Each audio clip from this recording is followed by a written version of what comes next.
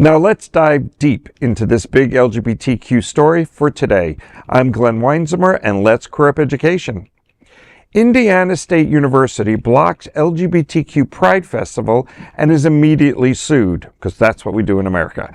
An LGBTQ group is suing Indiana State University for blocking its 2025 Pride Festival on campus. The Pride Center of Terre, Haute, with the ACLU of Indiana, claims ISU violated the First Amendment by denying them access to the quad, a campus space for free expression. ISU hosted the festival in 2023 and 2024, but this year secured a deal to hold it off campus at a city park without the group's consent. The Pride Center argues this undermines the event's purpose of showing ISU as welcoming to LGBTQ students and staff. The lawsuit claims the university is discouraging queer support on campus. ACLU legal director Ken Falk, however, claims that ISU's refusal to host Pride Fest is censorship. He insists the Pride Center has a constitutional right to hold the festival on the quad. This case highlights ongoing battles for LGBTQ plus representation and rights on college campuses. This is a big deal, but not surprising with everything going on in our world right now, and funding, if they got, I don't know anything whether they're a private campus or not, but funding's being cut from organizations that are supporting DEI. And they supported it for just 2 years. I give them, where I would give them some credit, is they at least found a spot. They didn't say you can't do it at all and we're not associated. They're saying we found a new spot for you. And I don't know if they're providing sponsorship and they're still supporting it, but just not on campus. Like that part of I didn't dig deep enough to find that information out. So, you know, I obviously, like the rest of us, don't want to see this go off campus, but I'm just curious if there's more detail to they took the time and effort to find a spot. Indiana State is a public college, and you know, I'm glad that when this happened, the response was, we're going to sue you. Win or lose, I'm glad that people are at least fighting back. This isn't the first campus issue.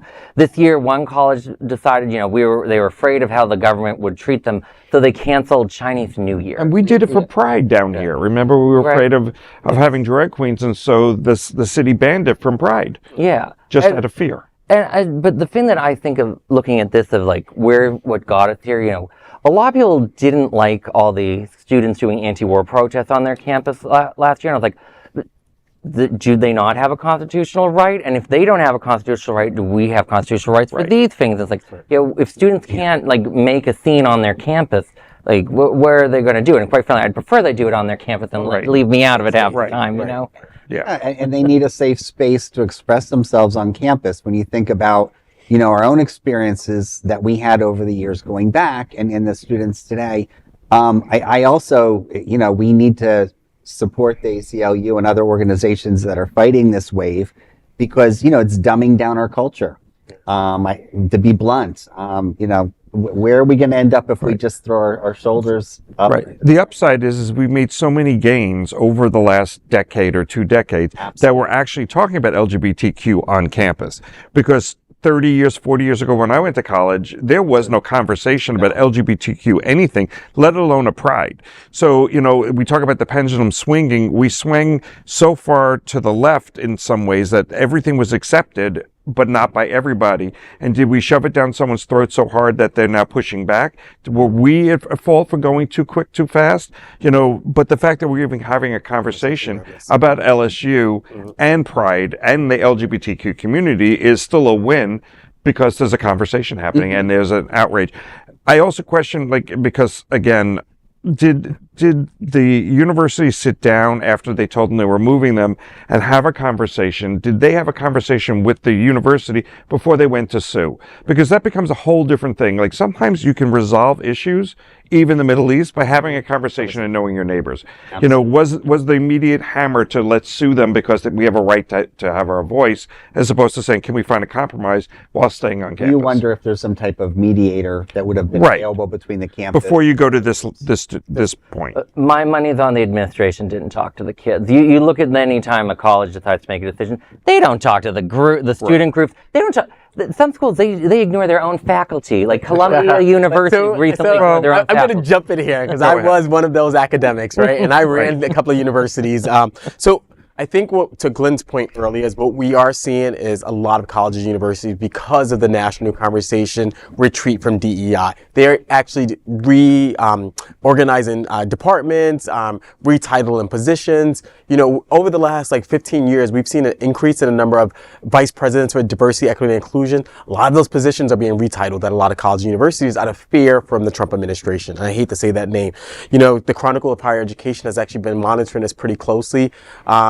Couple of hundred college and universities have gotten rid of DEI already. So there is this much larger fear of college and universities that they're at risk of losing federal funds if they don't respond appropriately. And so I think a lot of college and universities are fearful, right? And I do think that potentially, I'm going to push back on you, Alex. I think that the administration probably did go to the students and talk about the fact that, listen, we're in this really challenging environment right now. We have to move it off campus. And I do think, I'm pretty sure, you know, I know some colleagues at ISU, and I do think that they probably did definitely talk to the dean of students there is really good. And I think that they did go and say, listen, this is the position that we're in. We have to move it on. And I think what we're seeing here is a case of the students saying, no, if the fraternity can hold their little festival on the campus, why can't we? And I think that's the main issue, is that why can other groups and why can't we? We should be recognized just like any other group there is, and we should not be discriminated against based on, you know, we're LGBTQ plus. And I think that's where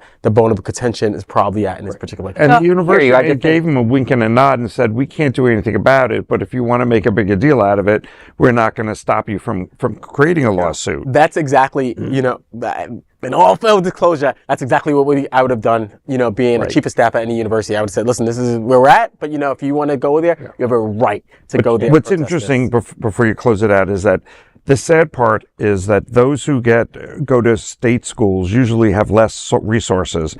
Those that are going to private schools like the University of Miami that doesn't get federal funding are more likely for the elite to allow people to express themselves, where at state schools, because of fear from funding, from a funding perspective, they're pulling those things. Well, private schools do get a lot of federal money, actually, in research. And actually, there's a whole issue where they're going to be cutting how that research money can be spent, which is going to lead to a lot of staff declines. On the other hand, I hear you. I just think that if we were to do a bet, I'd just be very comfortable with my bet. That's all I'm saying. I'll be very comfortable knowing colleagues in higher ed that I'm comfortable with my bet. But to Glenn's point, though, you are right, Alex, that private institutions do get some funding. However, the state institutions rely primarily, like 90%, on. And I do know the University of Miami because my ex was pretty high up at the University of Miami.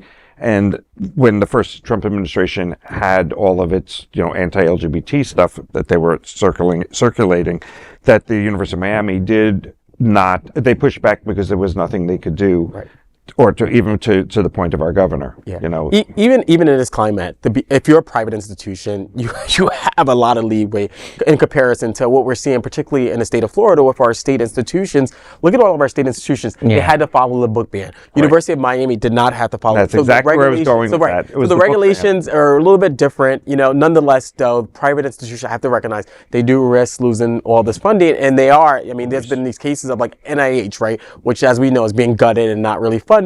That does impact, you know, institutions. However, overwhelmingly, the public institutions have more at risk. And so that's why they're responding. And when a Chronicle actually just did their study, and they have a tracker that's tracking, you know, the institutions that are getting rid of DEI, overwhelmingly, it is the public institutions, the state institutions, because, again, they're so worried and concerned about, you know, their dollars, the public dollars that come to them.